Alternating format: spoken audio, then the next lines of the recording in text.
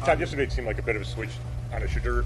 First game day, Deshaun looked like he went first in some of the 7-on-7 stuff.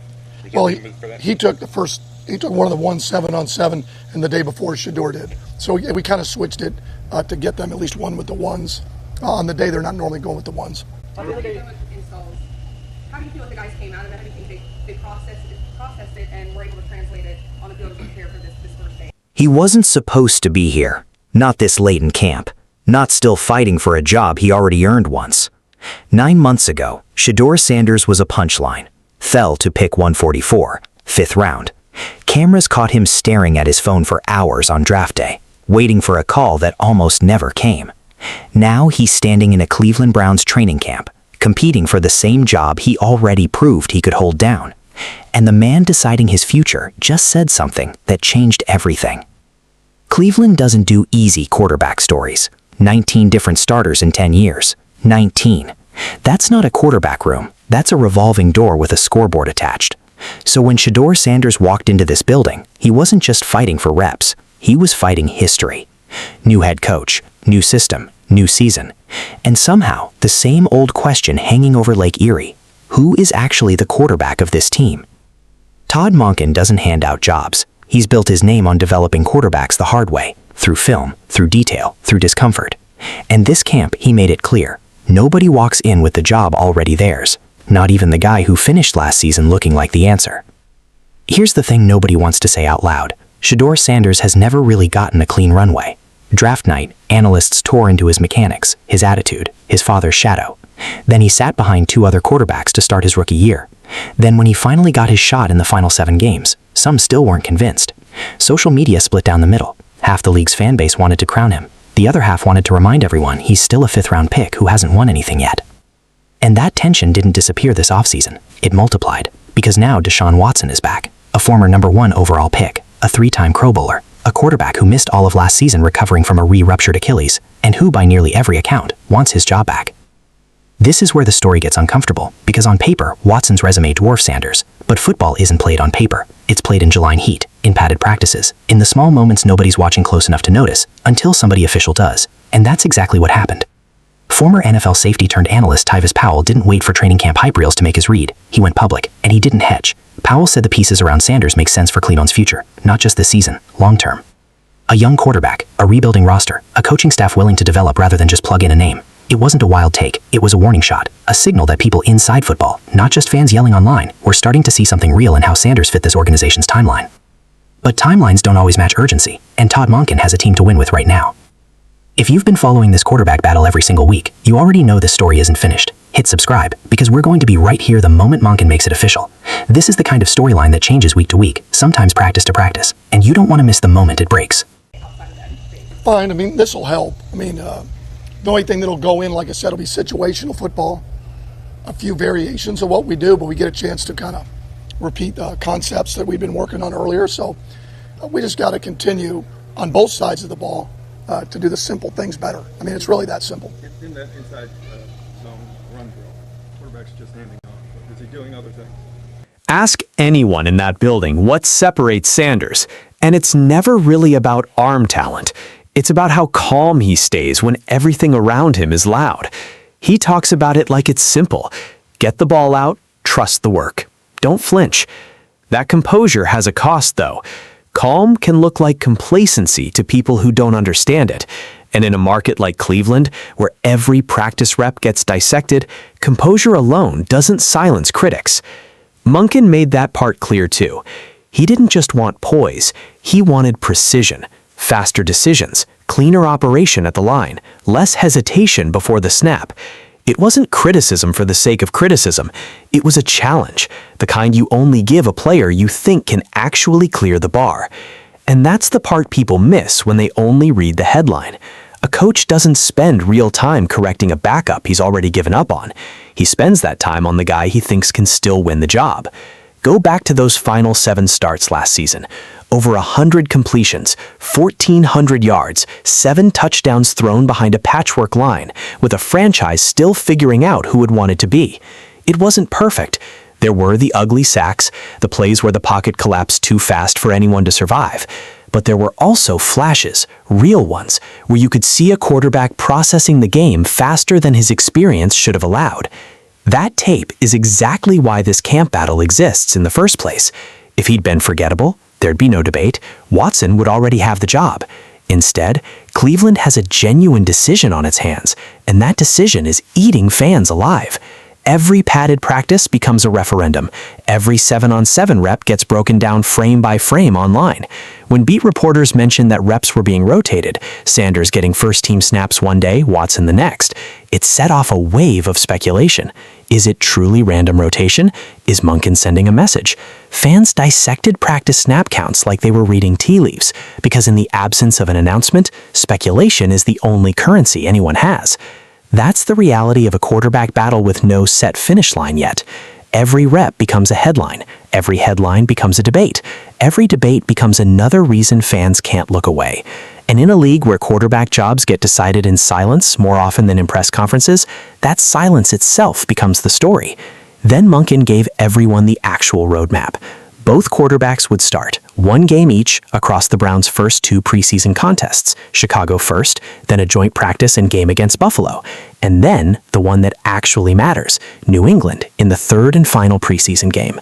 Whoever starts that Patriots game is expected to be the guy walking into Week 1 as the starter. That's not vague coach speak anymore. That's a deadline, a real one.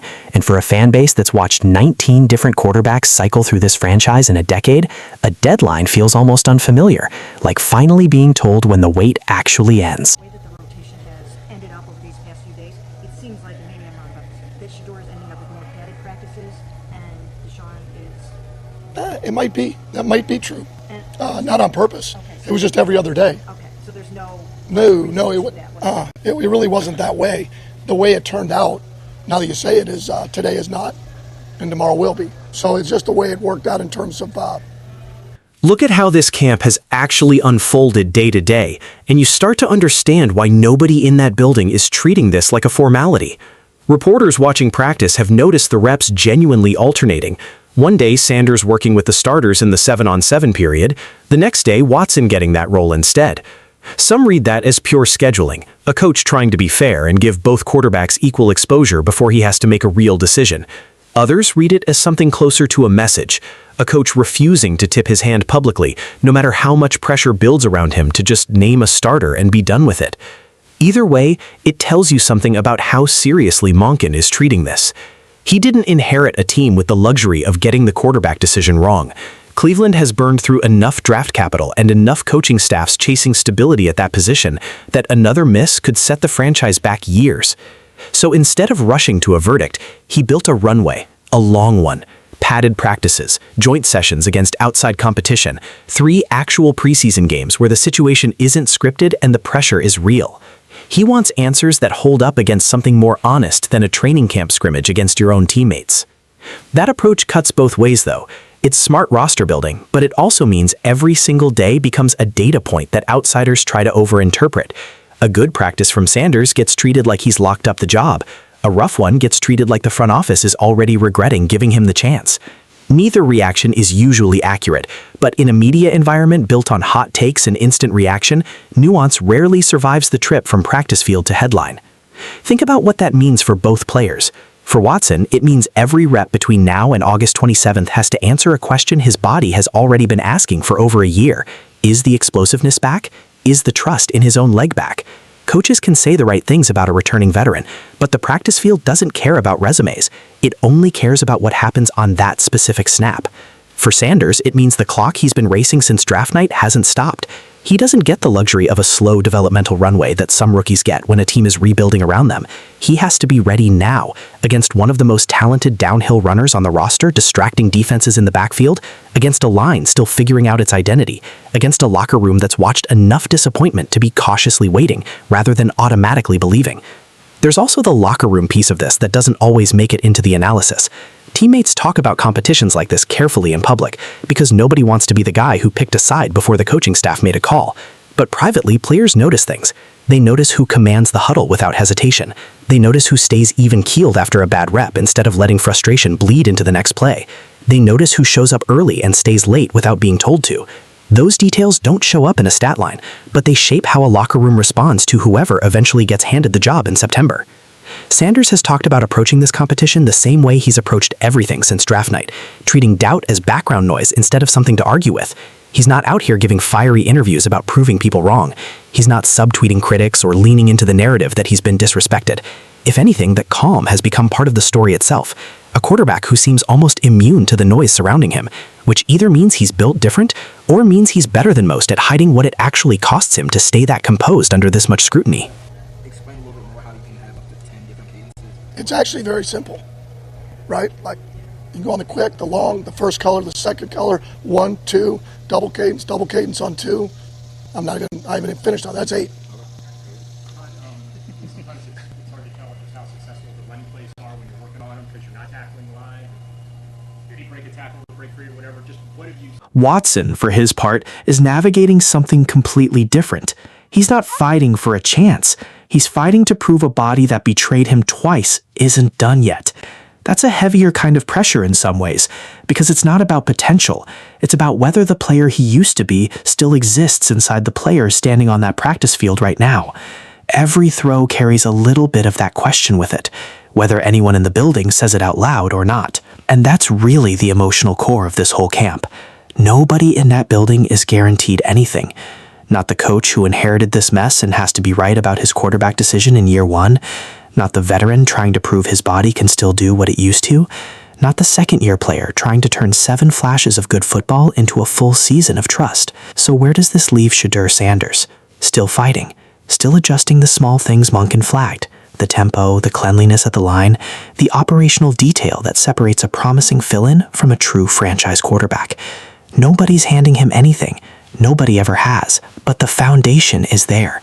A young quarterback with real tape, a coaching staff willing to develop him, and an organization that, for all its quarterback chaos over the last decade, finally has a plan with an actual date attached to it. Whether that date favors Sanders or Watson, nobody outside that building knows yet. Not really. Maybe that's the part of this story people forget.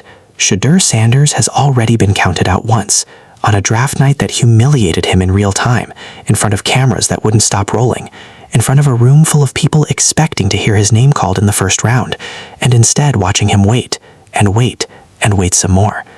He didn't get to control that night. He couldn't talk his way into the first round. All he could do was wait, and then go earn it anyway. One practice, one start, one Sunday at a time. Now, he's fighting for a starting job the same way. Not with headlines, not with declarations. With reps nobody outside that building will ever fully see.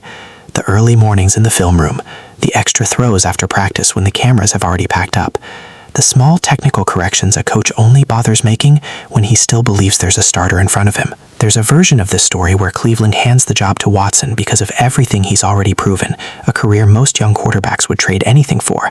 There's another version where Monkin looks at everything Sanders did in those final 7 starts, everything he's cleaning up right now in camp, and decides the future is worth building around the guy who's already shown he can lead this locker room under pressure. Neither outcome would be shocking.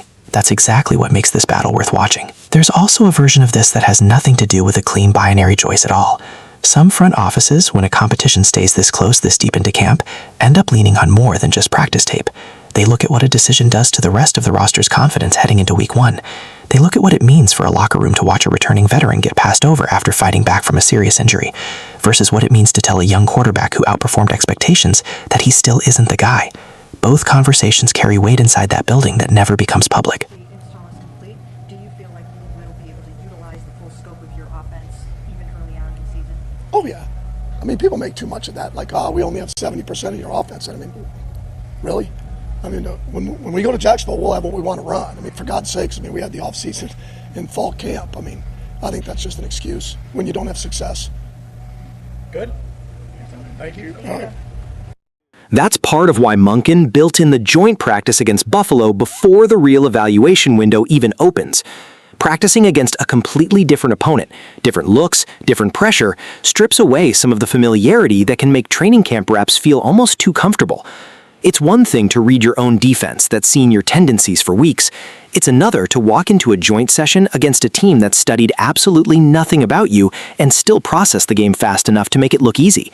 That's the kind of setting where real separation tends to show up, whether either quarterback wants it to or not. Fans have picked up on all of this too, which is exactly why the debate hasn't cooled off since camp opened. Radio shows in Cleveland spend entire segments dissecting a single read from a Tuesday practice. National analysts weigh in with predictions that shift depending on which quarterback had the better day the week before. Betting markets move based on beat reporter tweets about who took first-team reps.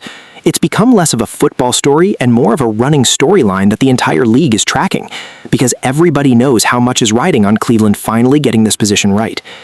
Come August 27th, Cleveland will finally know who's leading this team into the season.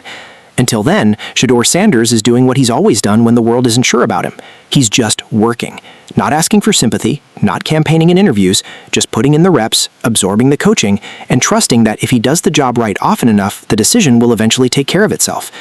Because that's the thing about quarterbacks who get doubted early. Some of them shrink from it.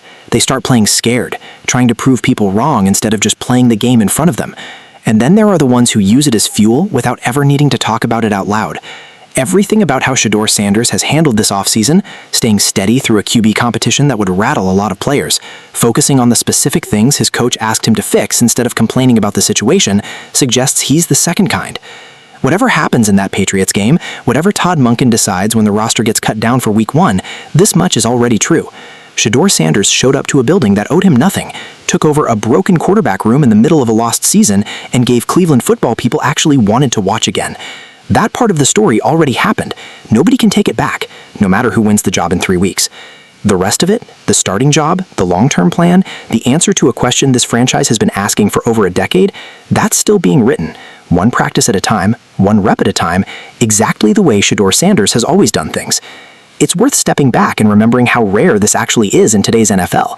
Most quarterback competitions get resolved in about a week of camp, sometimes less, because coaching staffs want the certainty and the locker room wants a clear leader as fast as possible.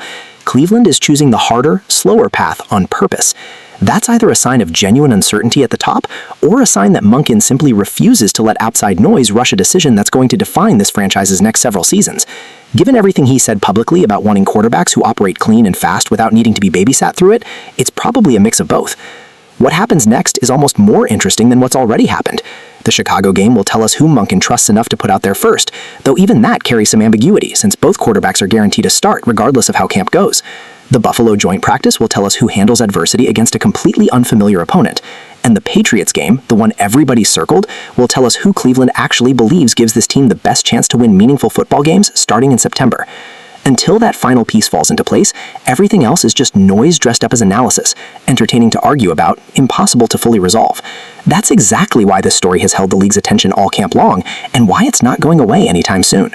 If this breakdown helped you actually understand what's happening in Cleveland's quarterback battle instead of just reading another hot take online, that's what this channel is here for. Subscribe, turn on notifications, and drop your prediction in the comments. Watson or Sanders, who do you think walks out of training camp with the job?